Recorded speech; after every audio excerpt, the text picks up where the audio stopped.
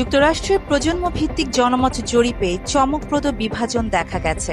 Harvard Harris পরিচালিত সাম্প্রতিক জরিপে দেখা যায় 18 থেকে 24 বছর বয়সী ভোটারদের 60% হামাসকে সমর্থন করছে ইসরায়েলের বিপরীতে।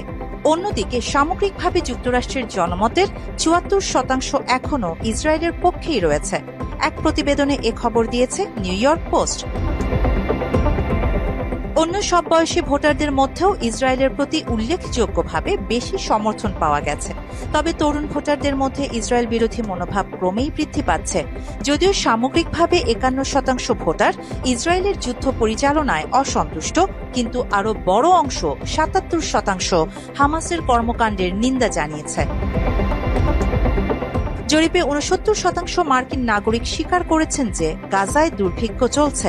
এর মধ্যে ডেমোক্র্যাট ভোটারদের 78%, রিপাবলিকানদের 65% এবং স্বতন্ত্র ভোটারদের 65% দুর্ভিক্ষের বাস্তবতা মেনে নিয়েছেন। মাত্র 30% টাকায় জমির মালিক হয়ে নতুন বাংলাদেশের গড়ে তোলার স্বপ্ন দেখা বাংলা বসতি। রিপাবলিকানদের অধিকাংশ অর্থাৎ 74% হামাসকে দায়ী করেছেন। স্বতন্ত্র ভোটারদের মধ্যে 60% হামাসকে দায়ী করেছেন, আর ডেমোক্রেটরা সমানভাবে বিভক্ত 50% হামাসকে এবং বাকিরা ইসরায়েলকে দায়ী করেছেন। এছাড়া তরুণ ভোটারদের বেশিরভাগই ইসরায়েলকেই দায়ী করেছেন। গাজায় ইসরায়েল গণহত্যা চালাচ্ছে কিনা এ বিষয়ে ভোটাররা সমানভাবে বিভক্ত। ইসরায়েল বিরোধী সমালোচনা মূলত মানবাধিকার রক্ষার কারণে নাকি ইহুদি বিদ্বেষ থেকে প্রভাবিত, এ নিয়েও জনমত প্রায় সমানভাবে বিভক্ত। 58% উত্তরদাতা বলেছেন ইসরায়েল কেবল তখনই হামাসের হাতে আটক ইসরায়েলিদের মুক্তির জন্য সমঝোতায় যাবে যদি হামাস পুরোপুরি গাজা ত্যাগ করে।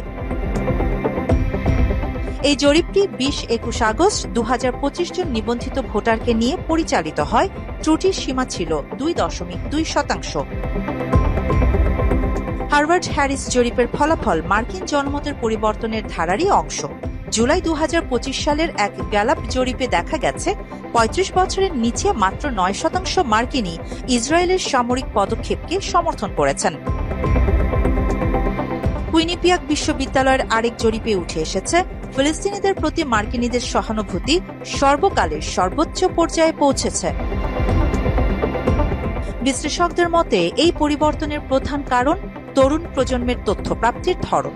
যেখানে প্রবীণরা প্রচলিত গণমাধ্যমের উপর নির্ভর করেন, সেখানে জেনারেশন জেড মূলত টিকটক, ইনস্টাগ্রাম, ইউটিউবের মতো সামাজিক যোগাযোগ মাধ্যম থেকে রাজনীতি ও আন্তর্জাতিক সংকট সম্পর্কে ধারণা নিচ্ছেন।